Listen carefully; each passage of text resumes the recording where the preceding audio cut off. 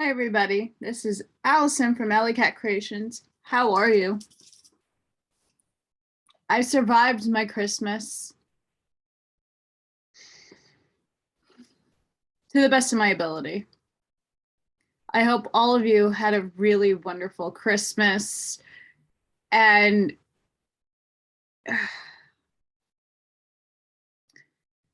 a lot of things in the last 2 days really came to mind. A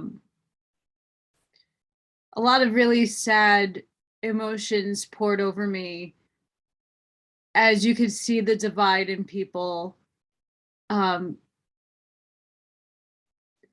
and allowing fear to overwhelm them and take them. And just to put in perspective to everybody that watches me,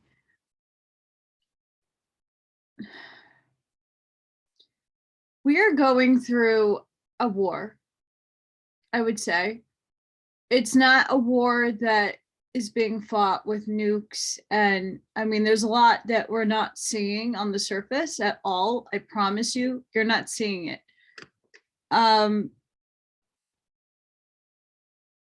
You're not.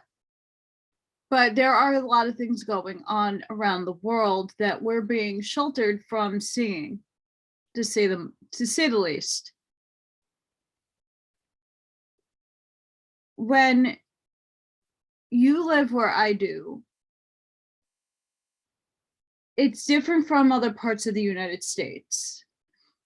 Living where I do in New York, seeing the other day going out and dropping things off to people, seeing the lines wrapping around buildings to get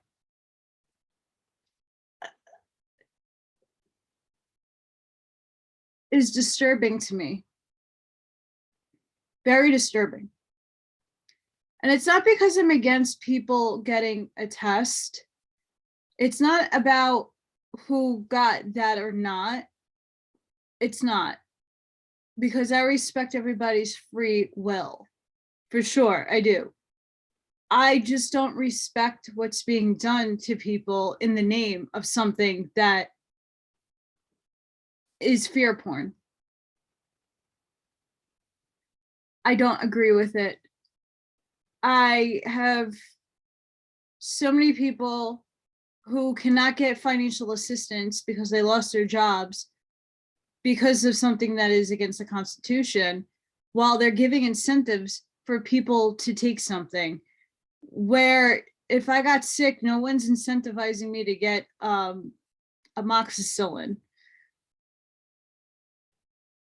No one's incentivizing me to go get zinc and other vitamin supplements to take care of my immune system. It's just people are not being aware cognizantly that there's always two sides of the story and you're not hearing the other side at all. For you to even make an informed decision for yourself. I was not necessarily sleeping, but I allowed television to dictate to me how I felt over a few people.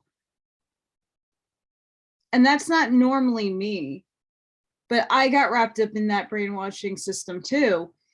I wasn't aware that I was until Spirit woke me up and said, well, you're not looking, you usually look outside of the box at things and you're not looking at, that's not you. Okay, no.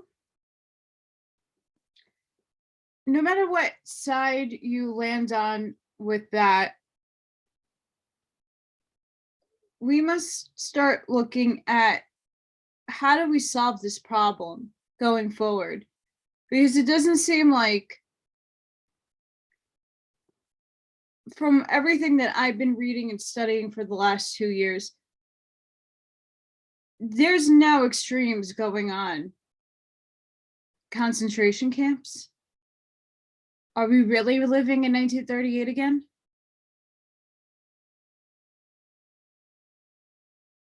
I haven't gotten it. I don't plan on getting it. And if I do, I have plenty of things that are organic that I could take to help me. And if it's the will of my maker and my creator to take me home, please take me home. I don't care. Please take me home. I'm done on this earth. Done. The lies have to stop. It's my will to die or to live, right? It's my business. It's my body. But why is everybody else in control of it?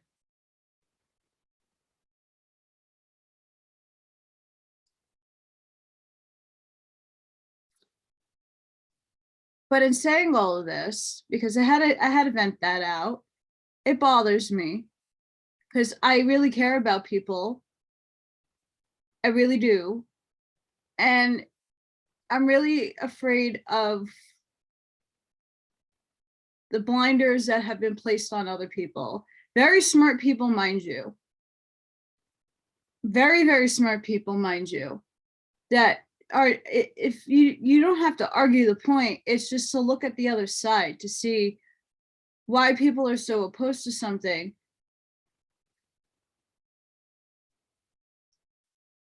No one should be having their job being taken away from them. There are other things that were in place that worked. They shut down things that didn't need to be shut down and left other things open that definitely shouldn't have been open. There's no need for a liquor store to be open. I'm sorry. As much as a lot of people like to drink, there's no reason to shut the mom and pop stores down and all the big box stores are open. Where's all that money going? Just take the outside look and look in. Take the viewpoint all the way up here and look at the whole. A lot of things just don't add up and don't make sense. And every holiday, they are fearing you into something that is making you feed the evil. It's called loosh. Stop feeding it fear. It is cold and flu season, by the way. And I'm not knocking anybody who feels sick or is sick, and I'm sorry, and I'm giving you all the prayers. I'm giving you the love and light to heal. I don't want to see anybody sick. I'm in pain 24 hours a day, 7 days a week. I get it. And this is going on 17 years of my life. I get it. But at what point do you allow it to control your life, or you move on from it and deal with it? No one should be facing what others are right now. No one. No matter what part of the world you're in. Something's seriously wrong with this planet. It's being purged. We're in the death thralls of it right now. But to the people who might be listening to this, who are in control, your constitutional duty, especially in the United States, is to stop this nonsense. Yeah. It's in the Constitution. When is enough going to be enough? I know things take time. I know it's I know it's like a 5D chess match. I get it. But then don't tell people who are looking for this information that certain things are going to happen and certain markers and timelines and all these temporal wars are happening in space. All this stuff is happening and it doesn't happen. And people keep going out and seeing that the rest of the world is enjoying their lives and they did the right thing in their minds, in their perspective, and they're suffering. Unfortunately, I will die regardless.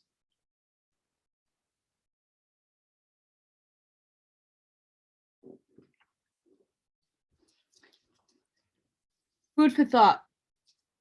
And it's not to upset anybody. I'm not here to drive a wedge between anybody that feels the opposite way, but take it as somebody who lost everything because of a mandate that is illegal due to the United States Constitution.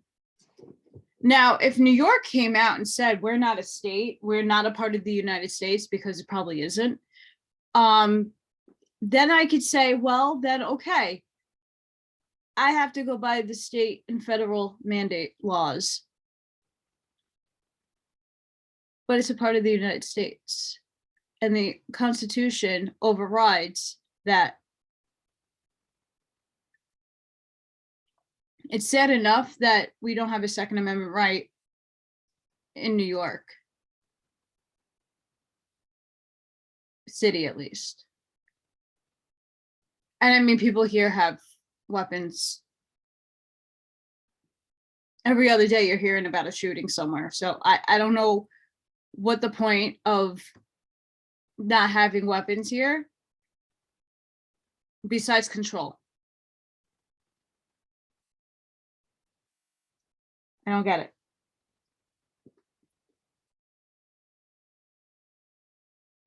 As I sit by myself on this Christmas, now after day,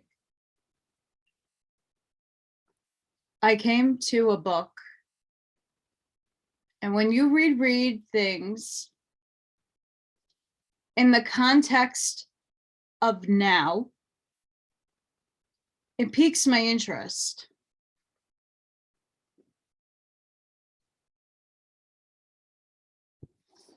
On the Suffering of the World by Arthur Schopenhauer, edited by Eugene Thacker.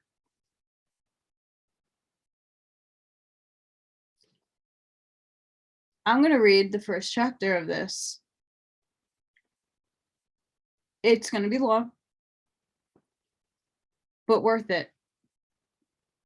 Because when you read things in the context of this being a third dimensional hell holographic matrix that we are LARPing in. I mean, I wish I could have chosen my World of Warcraft name. I was Corpse Cat or Corpse Alley Cat, depending on my hundreds of characters that I've made throughout my time playing that game. Loved that game, by the way. I haven't played it in a few years. I was a kick-ass night elf hunter with many pets. And it was cool shit. I can tell you that. But that's exactly what we're doing in this material world. And when you read things in the context of what's happening now in your dynamic, in your dimension, in your comprehension, your consciousness, your knowing, at least for me, it makes me feel better to know I'm not absolutely banana nuts. I mean, the year after I was born, that book, read it again in the time of now. I was born in 1983. Now, read the book the year after in the time of now.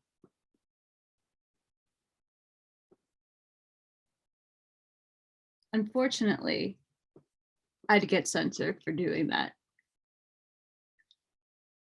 But if you want to have your mind blown again, just reread it within the context of the time and now.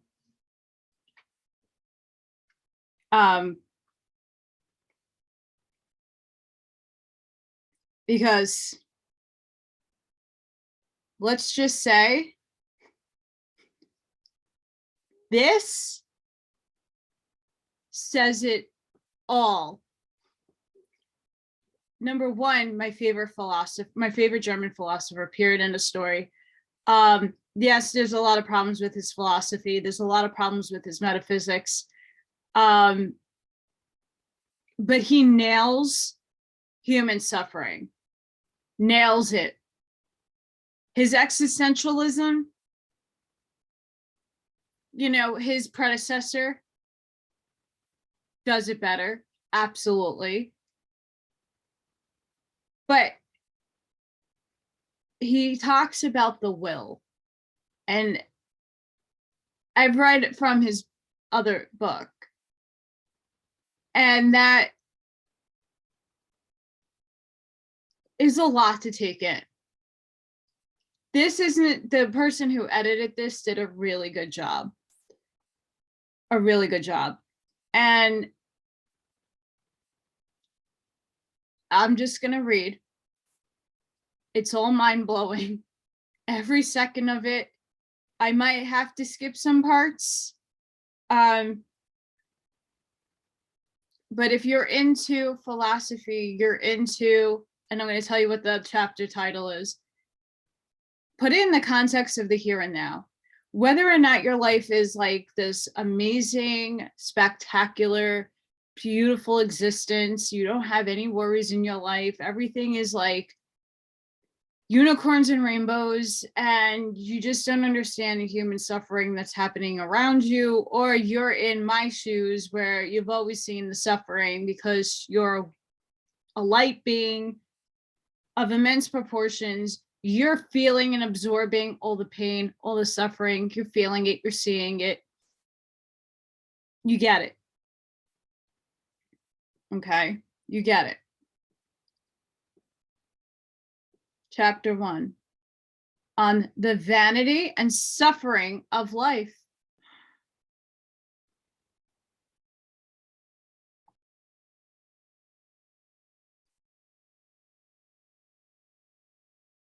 Hope you like my festive hat.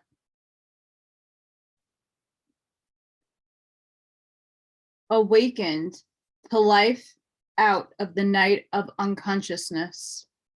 The will finds itself as an individual in an endless and boundless world, among innumerable individuals, all striving, suffering, and erring, and as if though a troubled dream, it hurries back to the old unconsciousness. Yet till then, its desires are unlimited, it claims inexhaustible, and every satisfied desire gives birth to a new one. No possible satisfaction in the world could suffice to still its craving, set a final goal to its demands, and fill the bottomless pit of its heart. In this connection,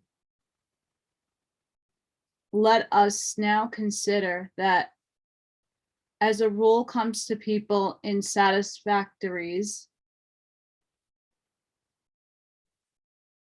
Hang on, I'm going to rewind. Sorry, guys. Let us now consider what, as a rule, comes to people in satisfactions of any kind. It is often nothing more than that bare maintenance of this existence, extorted daily with unremitting effort and constant care in conflict with misery and want, and with death in prospect. Everything in life proclaims that earthly happiness is destined to be frustrated or recognized as an illusion. The grounds for this lie deep in the very nature of things. Accordingly, the lives of most people prove troubled and short. The comparatively happy are often only apparently so, or else, like those of long life, they are rare exceptions. The possibility of these still had to be left as decoy birds. Life presents itself as a continual deception, in small matters as well as in great. If it has promised, it does not keep its word, unless to show how little desirable the desired object was. Hence, we are deluded now by hope, now by what was hoped for. If it was given, it did so in order to take. The enchantment of distance shows us paradise that vanish like optical illusions when we have allowed ourselves to be fooled by them. Accordingly, happiness lies always in the future, or else in the past, and the present may be compared to a small dark cloud driven by the wind over the sunny plain. In front of and behind the cloud, everything is bright. Only it itself always casts a shadow. Consequently, the present is always inadequate, but the future is uncertain, and the past irrecoverable. With its misfortunes, small, greater, and great, occurring hourly, daily, weekly, and yearly, with its deluded hopes and accidents, bringing all calculations to naught.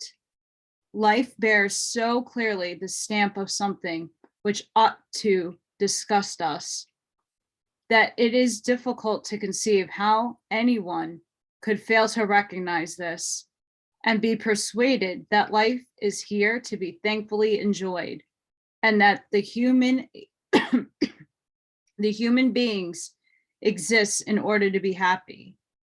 On the contrary, that continual deception and disillusionment, as well as the general nature of life, present themselves as intended and calculated to awaken the conviction that nothing whatever is worth our exertions, our efforts, and our struggles, that all good things are empty and fleeting, that the world on all sides is bankrupt, and that life is a business that does not cover the costs, so that our will may turn away from it.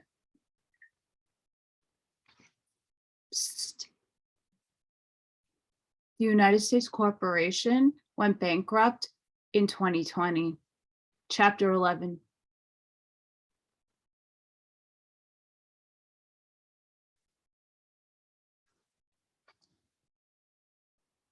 Oh, uh-oh.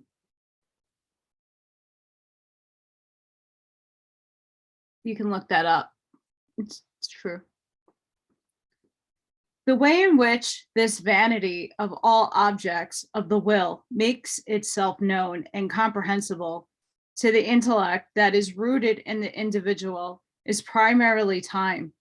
It is the form by whose means that vanity of things appears as their transitoriness, since by virtue of this, all our pleasures and enjoyment come to naught in our hands. And afterwards we ask in astonishment where they have remained. Hence, that vanity itself is the only objective element of time.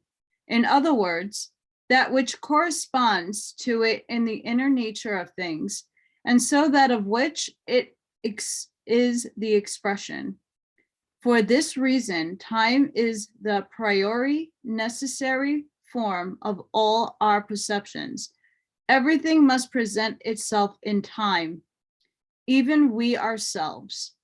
Consequently, our life is primarily like a payment made to us in nothing but copper coins. Wouldn't be a bad thing. For which we must then give a receipt. The coins are the days, and the receipt is death. For in the end, time proclaims the judgment of nature on the worth of all beings that appear in it, since it destroys them. And justly so, for all things from the void calleth forth, deserve to be destroyed. where better then were not created. Thus, old age and death, to which every life necessarily hurries, are a sentence of condemnation on the will to live, which comes from the hands of nature itself. It states that this will is a striving that is bound to frustrate itself. What you have willed, it says, ends thus will something better. Therefore, the instruction afforded to everyone by their life consists on the whole in the fact that the objects of one's desires constantly delude, totter, and fall, that in consequence they bring more misery than joy, until at last even the whole foundation on which they all stand collapses, since one's life itself is destroyed. Thus one obtains the final confirmation that all striving and willing was a perversity, a path of error. Then old age and experience, hand in hand, led him to death and make him understand, after a search so painful and so long, that all his life has been in the wrong.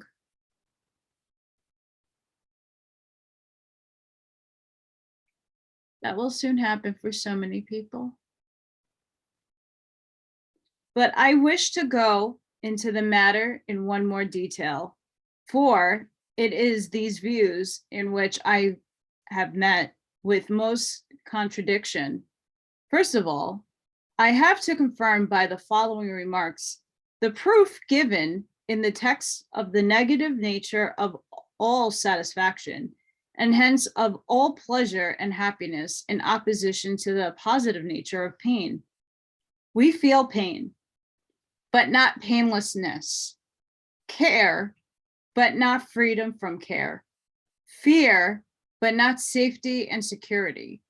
We feel the desire as we feel hunger and thirst, but as soon as it has been satisfied, it is like the mouthful of food which has been taken, and which ceases to exist for our feelings the moment it is swallowed.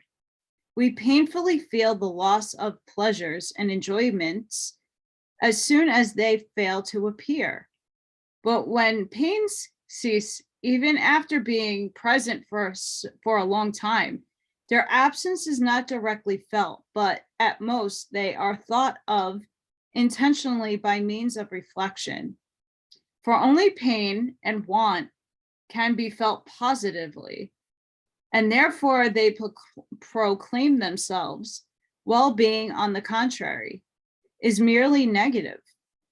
Therefore, we do not become conscious of the three greatest blessings of life as such, namely health, youth, and freedom, as long as we possess them, but only after we lost them, for they too are negations.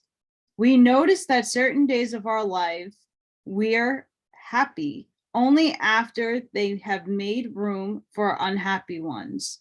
In proportion as enjoyments and pleasures increase, susceptibility to them decreases.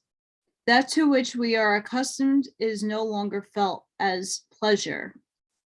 But in precisely this way is the susceptibility to suffering increase, for the cessation of that to which we are accustomed is felt painfully. Thus, the measure of what is necessary increases through possession, and thereby the capacity to feel pain. The hours pass, the more quickly, the more pleasantly they are spent, and the more slowly, the more painfully they are spent, since pain, not pleasure, is the positive thing, whose presence makes itself felt. In just the same way, we become conscious of time when we are bored, not when we are amused.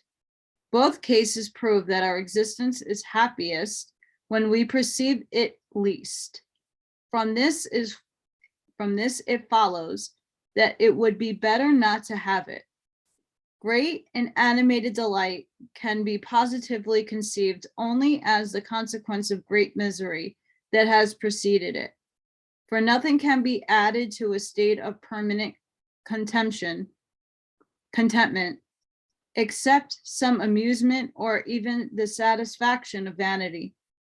Therefore, all poets are obliged to bring their heroes into anxious and painful situations in order to be able to liberate them therefrom again.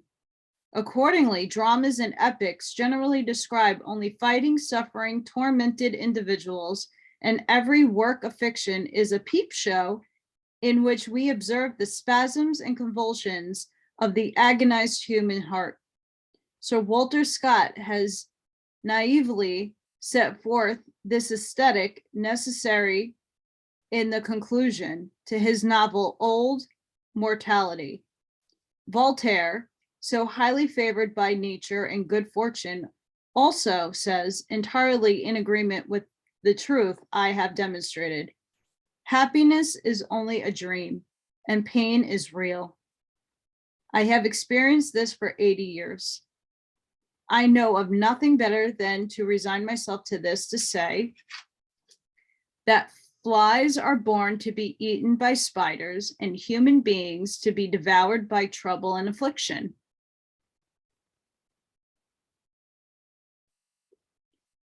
Before we state so confidently that life is desirable or merits our gratitude, let us for once calmly compare the sum of the pleasures which are in any way possible and which a person can enjoy in their life with the sum of the sufferings which are in any way possible and can come to them in life.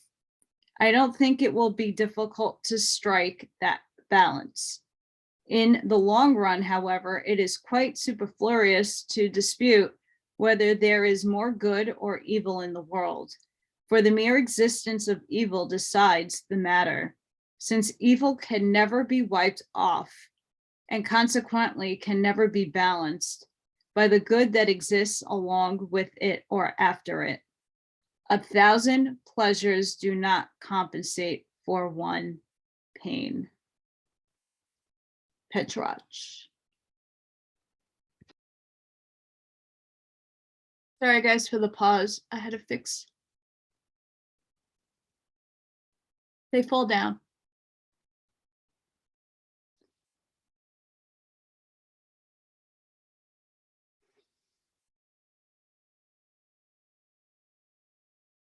I'm just going to keep going.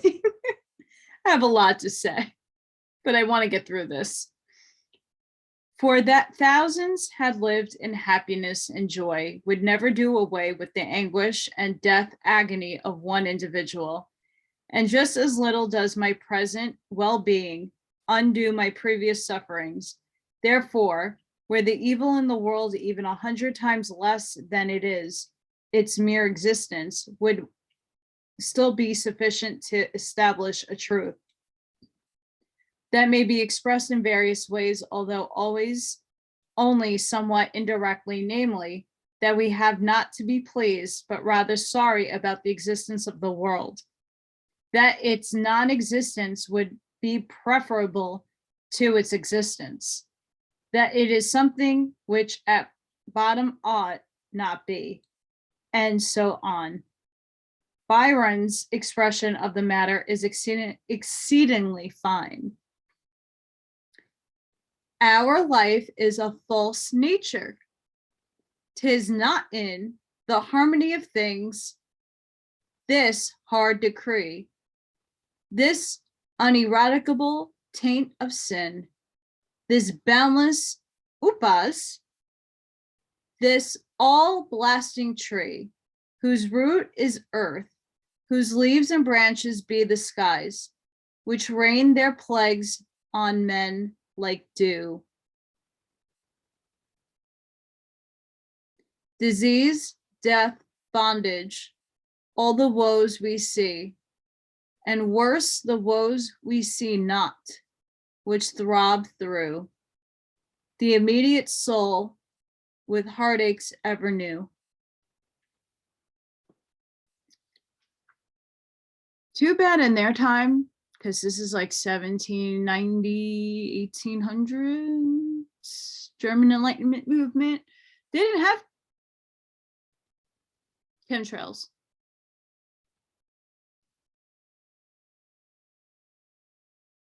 Putting that one out there.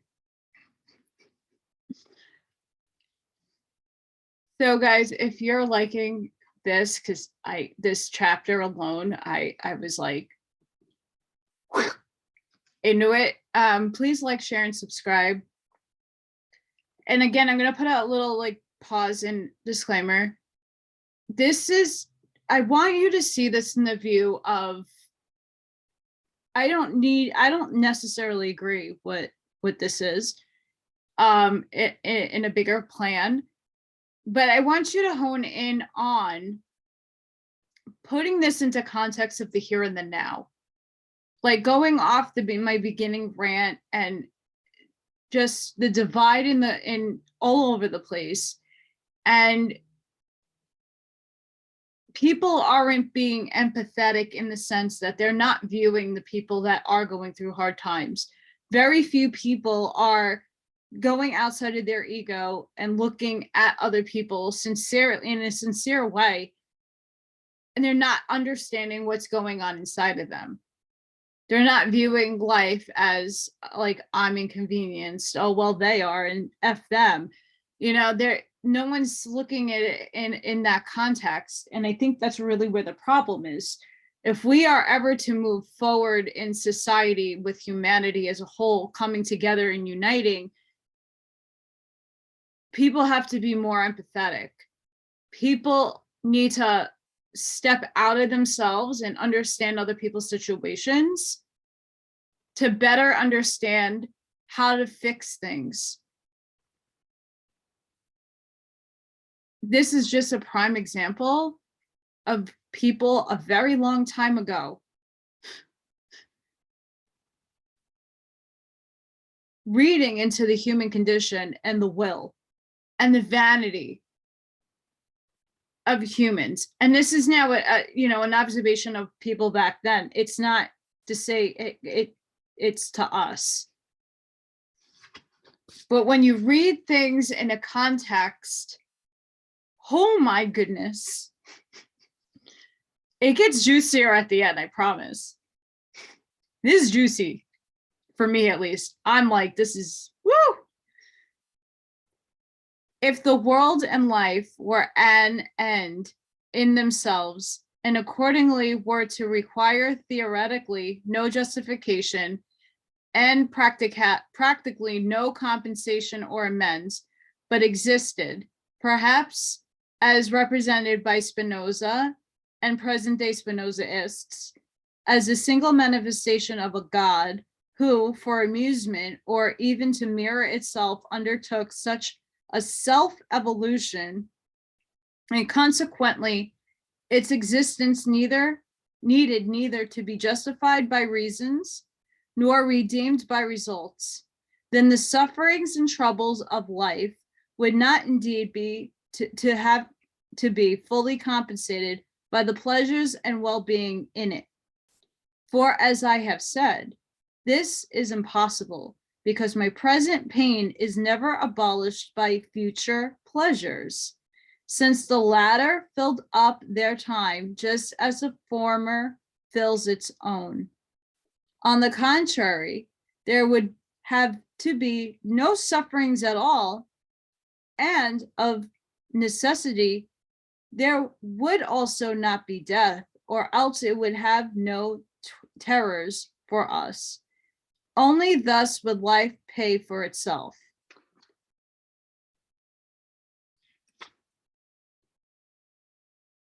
And in the context of what God are they speaking of? Ooh. Now, since our state or condition is rather something that it will better should not be, everything that surrounds us bears the traces of this. Just as in hell, Everything smells of sulfur. Since everything is always imperfect and deceptive, everything agreeable is mixed with something disagreeable. Every enjoyment is always only half an enjoyment. Every gratification introduces its own disturbance. Every relief, new worries and troubles. Every expedient for our daily and hourly needs leaves us in the lurch at every moment and denies its service. The step on to which we tread so often gives way under us. In fact, misfortunes and accidents, great and small, are the element of our life. And in a word, we are like Phineas, all of whose food was contaminated and rendered unfit to eat by the harpies. All that we lay hold on resists us because it has a will of its own, which must be overcome. Two remedies for this are tried. Firstly, prudence, foresight, cunning. It does not teach us fully, is not sufficient, and comes to naught. Secondly, stoical equanimity, seeking to disarm every misfortune by preparedness for all and contempt for everything.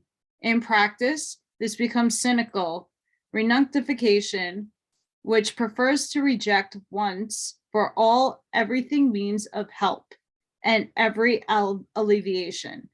It means us dogs like Diogenes in his tub. The truth is that we ought to be wretched and are so. The chief source of the most serious evils afflicting humanity is human beings, homo homini lupus. The person who keeps this last fact clearly in view beholds the world as hell, surpassing that of Dante by the fact that one person must be the devil of another. Bingo! B-I-N-G-O. For this purpose, of course, one is more fitted than another. Indeed, an archfiend, is more fitted than all the rest and appears in the form of a conqueror who sets several 100,000 people facing one another and exclaims to them, "To suffer and die is your destiny. Now shoot one another with musket and cannon." And they do so. In general, however, the conduct of people towards one another is characterized as a rule by injustice, extreme unfairness, hardness, and even cruelty. An opposite course of conduct appears only by way of exception. The necessity for the state and for legislation rests on this fact and not on your shifts and evasions. But in all cases not lying within the reach of the law, we see at once a lack of consideration for one's fellow beings, which is particular to human beings and springs from the boundless egoism and sometimes even from the wickedness. How human beings deal with themselves is seen, for example, in slavery in America, the ultimate object of which is sugar and coffee. However, we need not go so far to enter at the age of 5 a cotton spinning or other factory, and from then on to sit there every day, first 10, then 12, and finally 14 hours, and perform the same mechanical work, is to purchase dearly the pleasure of drawing breath. But this is the fate of millions, and many more millions have analogous fate.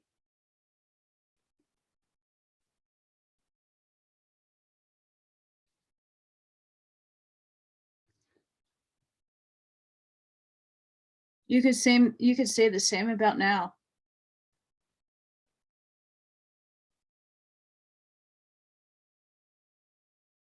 And you could say the same about a lot of different countries who do the same thing to their people. It's still happening to this day to many different people.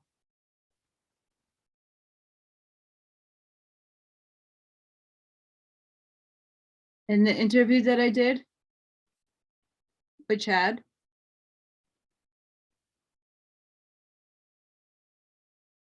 prisoners. And yes, some deserve to be there, for sure. People do their crime, they got to do something to repay back humanity. Get it. But at what means?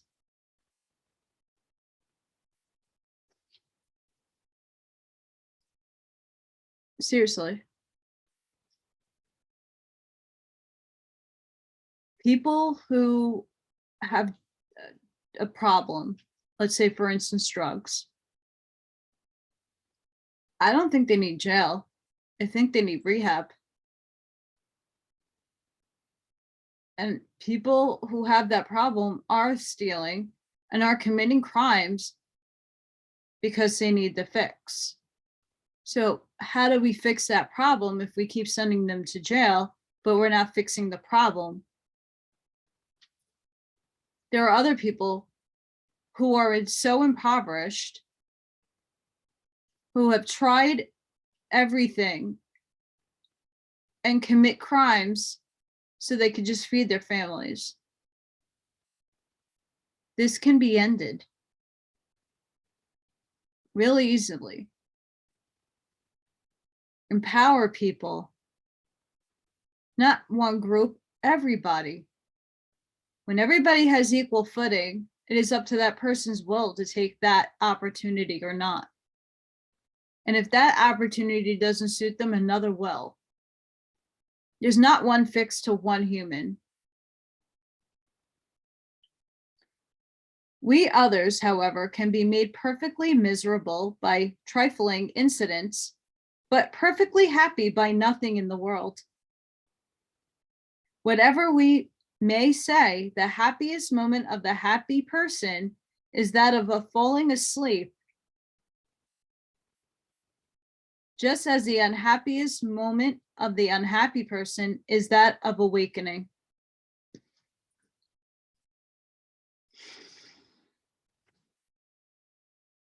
That's why I needed to read this. That's why I needed to read this. Yes, and I'm not pointing to be derogatory or please. An indirect but uncertain proof of the fact that people feel unhappy and consequently are so is all abundantly afforded by the terrible envy that dwells in all the circumstances of life on the occasion of every superiority or advantage of whatever kind it be. This envy is roused and cannot contain its poison. Because people feel unhappy, they cannot bear the sight of one who is supposed to be happy. Whoever feels happy for the moment would at once like to make all around them happy and says, "May everyone here be happy in my joy." Although I don't think that I don't know, at least now, I don't believe that's true. I love seeing other people happy, and I'm happy in many different ways. I'm just not happy that my situation's out of my hands and that I was unfairly judged and persecuted. I didn't do anything wrong. I just had to do what's right for me. Because at the end of the day, no one's paying my bills. No one's taking care of me but me. If life in itself were a precious blessing and decidedly preferred to non-existence, the exit from it would not need to be guarded by such fearful watchman as death and its terrors. But who would go on living life as it is if death were less terrible? And who would bear even the mere thought of death if life were a pleasure? But the former still always has the good point of being the end of life, and we console ourselves with death in regard to the suffering of life, and with the sufferings of life in regard to death. The truth is that the two belong to each other inseparably, since they constitute a deviation from the right path, and a return to this is as difficult as it is desirable. If the world were not something that practically expressed ought not to be, it would also be theoretically a problem. On the contrary, its existence would either require no explanation at all, since it would be so entirely self-evident that astonishment at it and inquiry about it could not arise in any mind, or is proposed, would present itself unmistakably. But instead of this, it is indeed an insoluble problem, since even the most perfect philosophy would always contain an unexplained element, like an inabsolute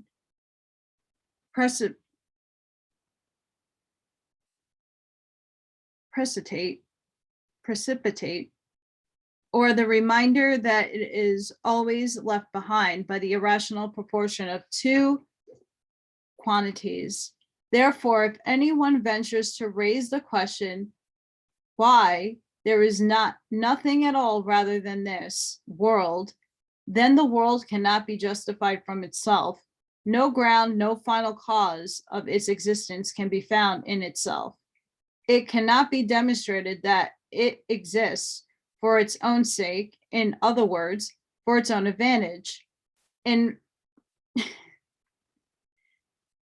pursuance of my teachings, this can of course be explained from the fact that the principle of the world's existence is expressly a groundless one, namely a blind will to live, which a thing in itself cannot be subject to the principle of sufficient reason or ground, for this principle is merely the form of phenomena, and through it alone every why is justified.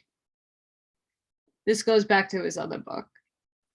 But this is also in keeping with the nature and constitution of the world, for only a blind, not a seeing,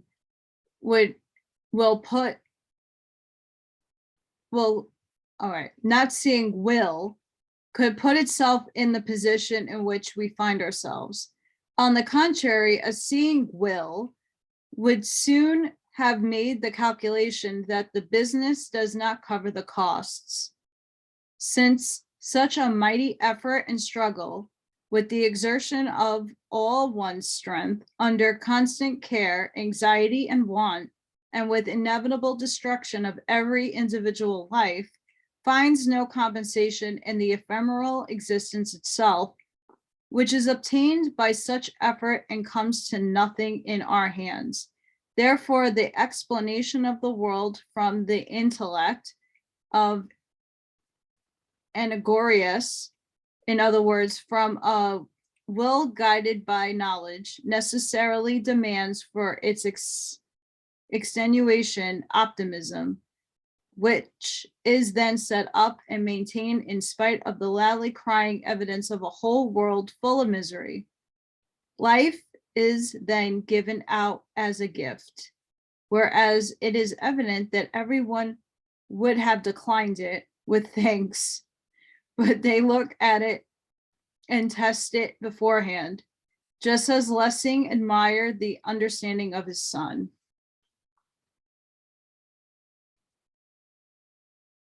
Because this son had absolutely declined to come into the world, he had to be dragged forcibly into life by means of forceps, But hardly was he in it when he again hurried away from it. On the other hand, it is well said that life should be from one end to another only a lesson, to which, however, anyone could reply, for this reason, I wish I had been left in the peace of the all-sufficient nothing, where I should have had no need either of lessons or of anything else. But if it were added that one day a person was to give an account of every hour of their life, they would rather be justified in first asking for an account as to why they were taken away from that peace and quiet and put into a position so precarious, obscure, anxious, and painful. To this, then, false fundamental views lead. Far from bearing the character of a gift, human existence has entirely the character of a contract debt. The calling in of this debt appears in the shape of the urgent needs, tormenting desires, and endless misery brought about through the existence. As a rule, the whole lifetime is used for paying off this debt. Yet in this way, only the interest is cleared off. Repayment of the capital takes place through death.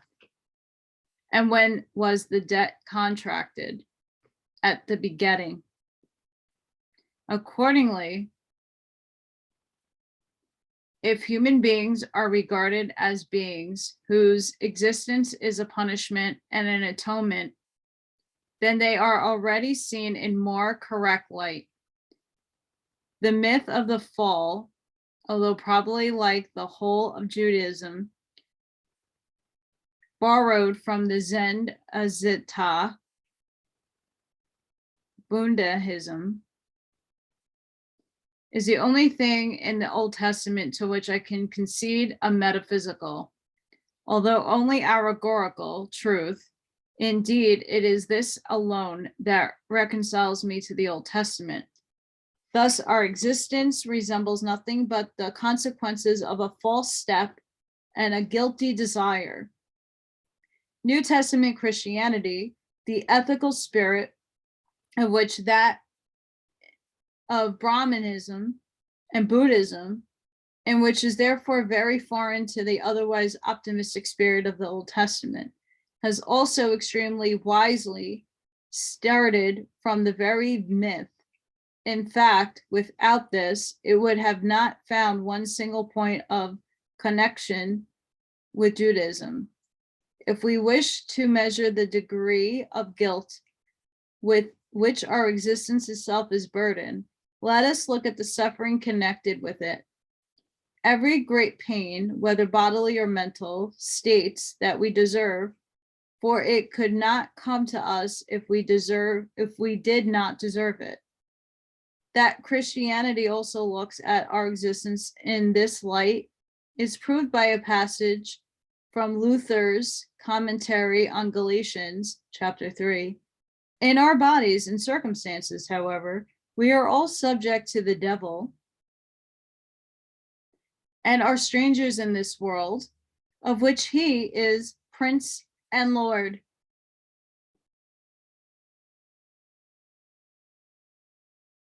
Truth be told, this is hell.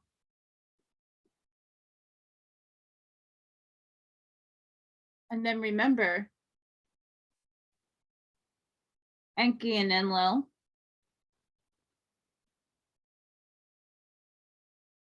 one's Satan and one's Lucifer.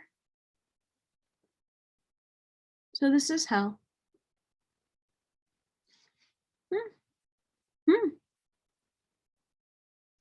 Hence, everything is under his rule.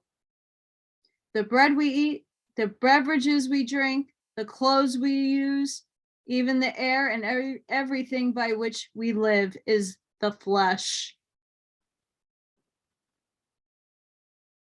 An outcry has been raised about the melancholy and cheerless nature of my philosophy. But this is to be found merely in the fact that instead of inventing a future hell, as the equivalent of sins. I have shown that where guilt is to be found, there is already in the world something akin to hell. But the person who is inclined to deny this can easily experience it. Guys, everything I've been reading, including this. This world is the battleground of tormented and agonized beings who continue to exist only by each devouring the other. Canaanites. Therefore, every beast of prey in it is the living grave of thousands of others, and his self-maintenance is a chain of torturing deaths. Then in this world, the capacity to feel pain increases with knowledge and therefore reaches its highest degree in human beings, a degree that is the higher, the more intelligent the person. To this world, the attempt has been made to adapt the system of optimism and to demonstrate to us that it is the best of all possible worlds. The absurdity is glaring. However, an optimist tells me to open my eyes and to look at the world and see how beautiful it is in the sunshine, with its mountains, valleys, rivers, plants, animals, and so on. But is the world then a peep show? These things are certainly beautiful to behold, but to be them is something quite different. A theologist then comes along and speaks to me in glowing terms about the wise arrangement by virtue of which care is taken that the planets do not run their heads against one another, that land and sea are not mixed up into pulp, but are held apart in a delightful way. Also that everything is neither rigid in continual frost nor roasted with heat. Likewise, that is in consequence of the obliquity of the ecliptic, there is not an eternal spring in which nothing could reach maturity and so forth. But this and everything like it are indeed merely necessity and necessary conditions. If there is to be a world at all, if its planets are to exist at least as long as is needed for the ray of light for a remote fixed star to reach them, and are not like Lessing's sun to depart again immediately after birth, then of course it could not be constructed so unskillfully that its very framework would threaten to collapse. But if we proceed to the results of the applauded work, if we consider the players who act on the stage so durably constructed, and then see how with sensibility pain makes its appearance and increases its proportion as that sensibility develops into intelligence, and then how keeping pace with this, desire and suffering come out even more strongly and increase till at last human life affords no other material than that for tragedies and comedies, then whomever is not a hypocrite will hardly be disposed to break out into hallelujahs. The real but disguised origin of these latter has moreover been exposed mercilessly, but with triumphant truth by David Hume. In his Nature History of Religion, sections 6, 7, 8, and 13, he also explains without reserve in the 10th and 11th books of his Dialogues on Natural Religion, with arguments very convincing yet quite different from mine, the miserable nature of this world and the untenableness of all optimism. Here, at the same time, he attacks optimism at its source. Both these works of Hume are as well worth reading as they are at the present time unknown in Germany, where on the other hand, incredible pleasures is found patriotically, in the most repulsive drivel of native, boastful mediocrities, who are allowed to the skies as great individuals. Nevertheless, Hamnen translated those dialogues. Kant looked through the translation and late in life wished to induce Haman's sons to publish them because the translation by Plantner did not satisfy him. There is more to be learned from each page of David Hume than from the collective philosophical works of Hegel, Herbert, and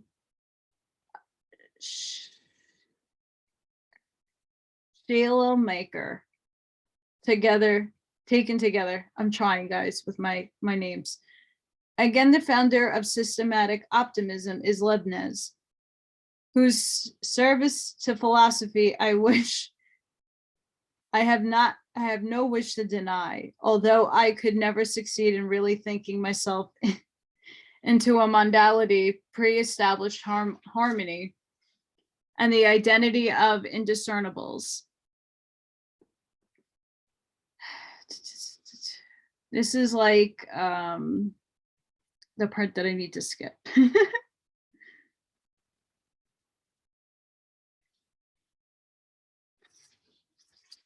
And not because it isn't good, it's just a lot of repetition of other philosophers. And the points that I really wanted to make were not in those pages.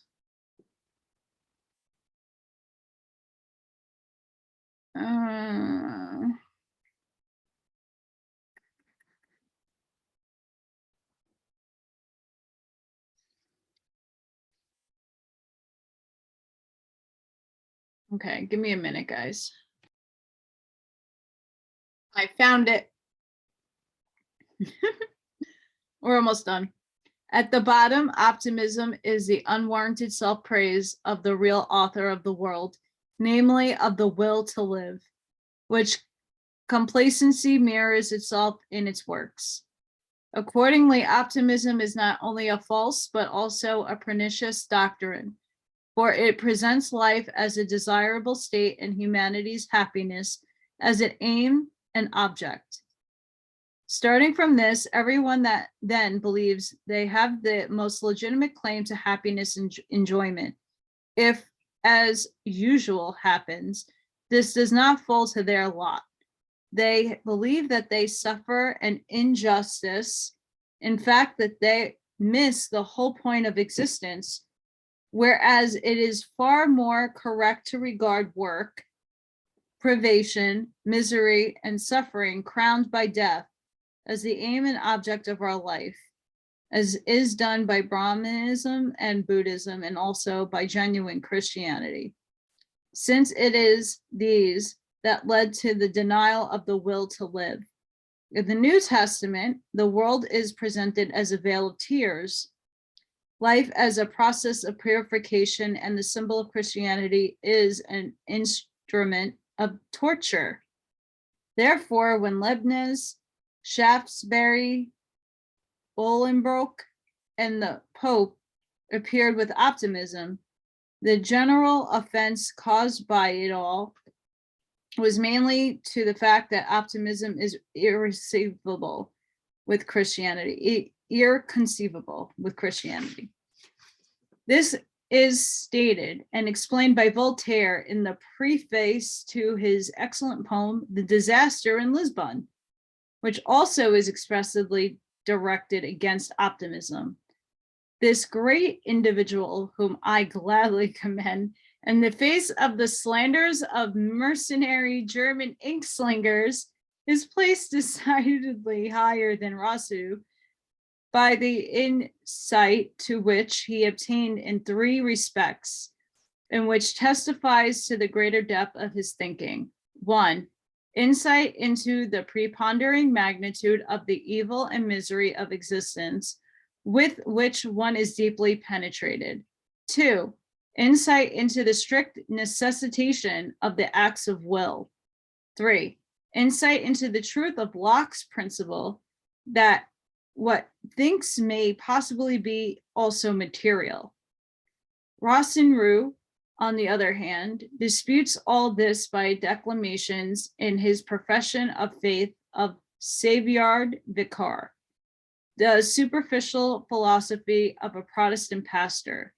In this very spirit, he also attacks, in the interest of optimism, Voltaire's fine poem just mentioned.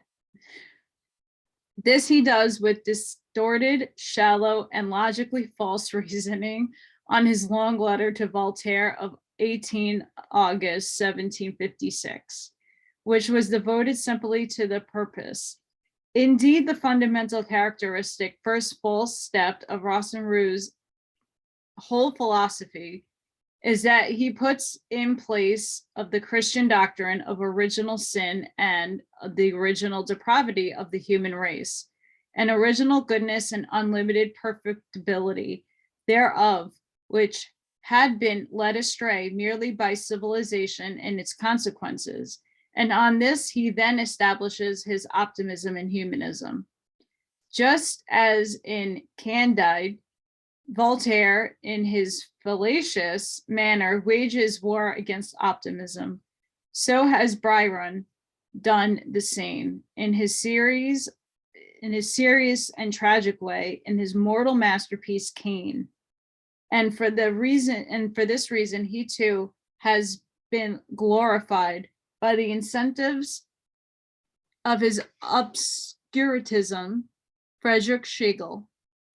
If, in conclusion, to confirm my view, I wish to record the sayings of great minds of all ages in this sense, which is opposed to optimism, there would be no end to the citations, for almost every one of them has expressed in strong terms their knowledge of world's misery. Hence, at the end of this chapter, a few statements of this kind may find a place, not to confirm, but merely to embellish it. First of all, let me mention here that remote as the Greeks were from the Christian and lofty Asiatic worldview, and although they were decidedly at the standpoint of the affirmation of the will, they were nevertheless deeply affected by the wretchedness of existence. The invention of tragedy, which belongs to them, is already evidence of this. Another proof of it is given by the custom of Theocranes, first mentioned by Herodotus, and often referred later, of welcoming the newborn child with lamentation and recounting all the evils that face it. On the other hand, of burying the dead with myrrh and merriment, because they have escaped from so many great sufferings. Thus runs as follows in a fine verse preserved by us Plutarch: how youth should study poetry. Pity those who are born because they face so many evils, but the dead are to be accompanied with myrrh and blessings because they have escaped so many sufferings. It is to be attributed not to historical relationship, but to the moral identity of the matter, that Mexicans welcome the newborn child with words, "My child, you were born to endure, therefore endure, suffer, and keep silent." And in pursuance of the same feeling, Swift, as Sir Walter Scott relates to his work, Life of Swift, early adopted the custom of celebrating his birthday, not as time of joy, but of sadness, and of reading on that day the passage from the Bible where Job laments and curses the day so on which it was said in the house of his father that a child is born. Whoa. Well known as too long to copy out is the passage of the Apology of Socrates, where Plato represents this wisest of mortals as saying that even if death deprived us of consciousness forever, it would be a wonderful gain, for a deep, dreamless sleep is to be preferred to any day, even of the happiest life.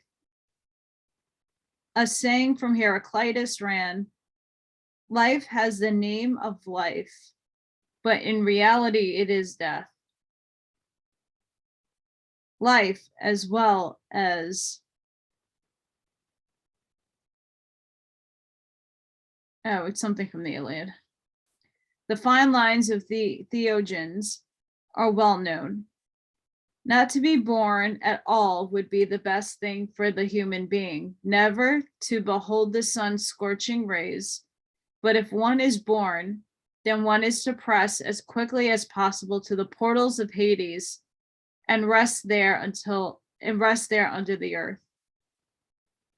In Oedipus of Colonius, Sophocles has the following abbreviation of this. Never to be born is far best, yet if a person lives, the next best thing is for them to return as quickly as possible to the place from which they came. Euripides, I don't even know if I'm saying that right, so I'm sorry. All the life of a human being is full of misery, and there is no end to affliction and despair. And Homer already said, of all that breathes and creeps on earth, there is no more wretched being than a human being. Even Pliny says, therefore may everyone acknowledge first all of, as means for saving their soul, the view that of all the good things meted out to human beings by nature, none is more valuable than a timely death. Shakespeare puts into the mouth of the old King Henry the words, "O heaven, that might read the book of fate and see the revolution of the times, how chances mock, and changes fill the cups of alteration with divers liquors. Oh, if this were seen, the happiest youth, viewing his progress through, what perils past, or crosses to ensue, would shut the book and sit him down and die." Finally, Byron. Count over the joys thine hours have seen. Count over thy days from anguish free, and know whatever thou hast been till 'tis something better not be. But no one has treated this subject so thoroughly and exhaustively as Leopardi in our own day. He's entirely imbued and penetrated with it. Everywhere this theme is mockery and wretchedness of this existence. He presents it on every page of his works, yet in such a multiplicity of forms and applications, with such a wealth of imaginary, that he never wearies us, but on the contrary, has diverting and stimulating effect. That is chapter 1. The next chapter is an additional remarks on the doctrine of vanity of existence.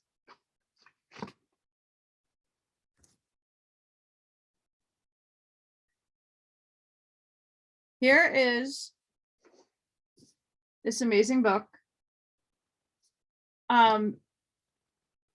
Taking the idea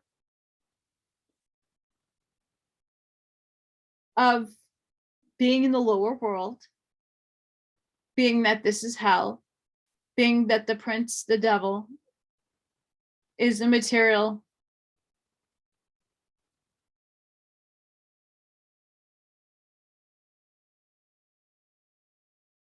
of this world, realm, existence, holographic, matrix, LARP controller.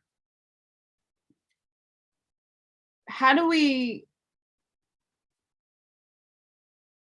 move above the pain and the suffering, yet we still need to acknowledge it because we do need a yin-yang balance? My rational thinking is people need to be more empathetic and get out of their damn ego. You need to see things on both sides. And it's hard for somebody who isn't an empath to quite grasp that I have an ability, and a lot of empaths do, and a lot of them don't. But many of us have abilities where I can put myself in another person's position and actually physically feel the emotions running through somebody else in a scenario. I can mentally process that. So it's not being mean or it's the fact that people aren't looking at another point of view. They're not putting themselves into someone else's situation, viewing it and understanding the pain and the misery and the suffering that one could be going through. And not to say that a person that's happy doesn't have their own pains and their and issues. Not saying that at all.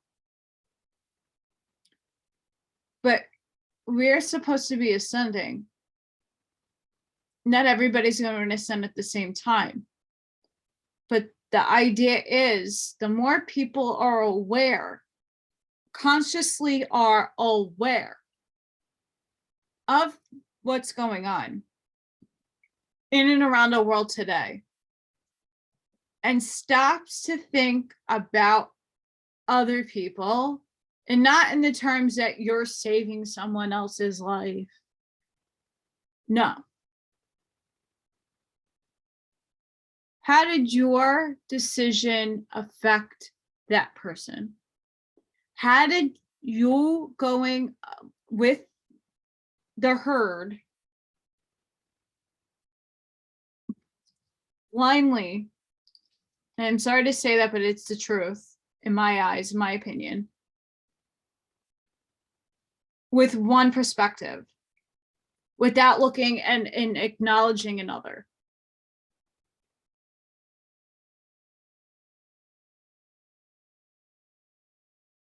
It's just to think. This is just to make people think. Open up your brain. Open up your expansive consciousness, because all of you have it. And to start diving into things deeper. And to question society in a deeper way. These guys, these philosophers, literally sat down, loners, I'm very much like them, and analyzed people and their behavior, read constantly all the books. Whether their opinions are valid or not, I don't care. I've read a lot of the philosophers. A lot of them have really good points and things to observe. It's to make you think. A lot of the times you don't need to agree with existentialism and sophism and all of that jargon. You don't need to agree with it, but you could take things and dissect them. And I'm just trying to dissect what is happening in our world right now. And there is many instances when I give you that eye, when I look up or I smile, that's a signal to tell you that that's what I'm referring to. A lot of people don't, like, what are you doing when you're reading and you're giving us a wink? Like, what are we supposed to be knowing? Making that connection. I can't wait to get deeper into this book, but I was so excited. Really, really excited to read this to everybody. Even though I butchered some words, my teeth kind of almost fell out. Very embarrassing. I need a lot. I need new teeth. Bad dentistry, I'm going to say that. I had botched dentistry in the worst ways, and my mouth was destroyed by too many people. And I can't do anything about it. But I'm still trying, guys. And I'm working with my dyslexia too. Not easy.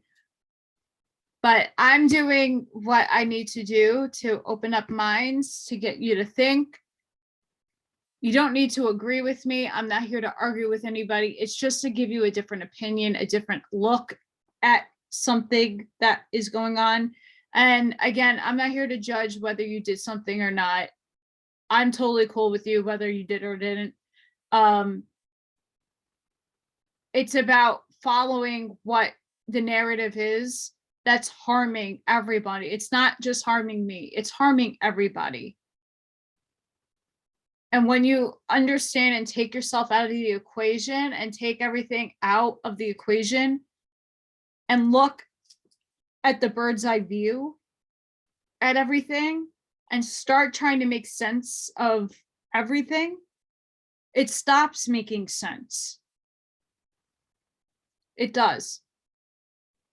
When you shut the box that dictates to you how to feel about things and you make your own decisions and you start thinking, and not to say you don't think for yourself, but when you stop having other people tell you how you should be feeling about other things and always going on with it's brainwashing, guys.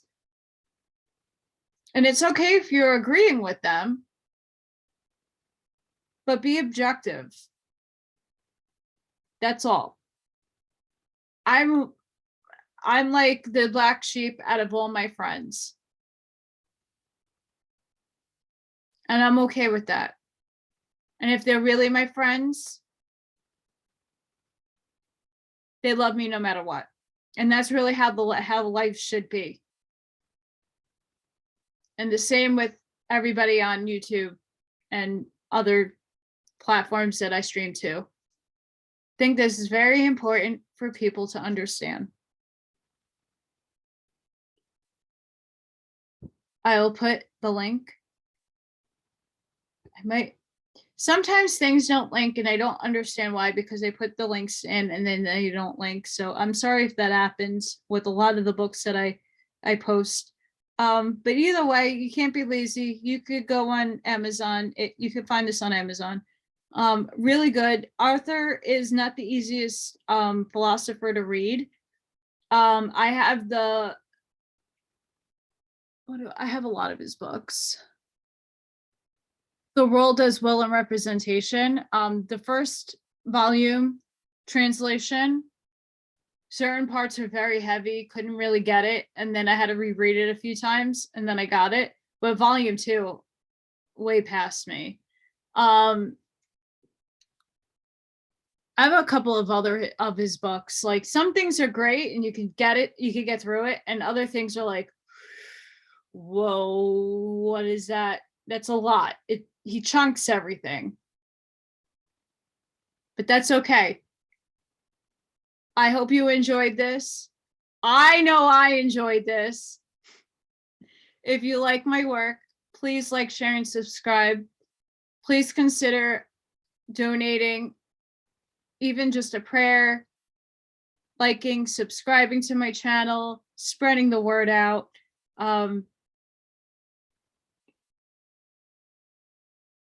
I'm in this situation for a reason, and I know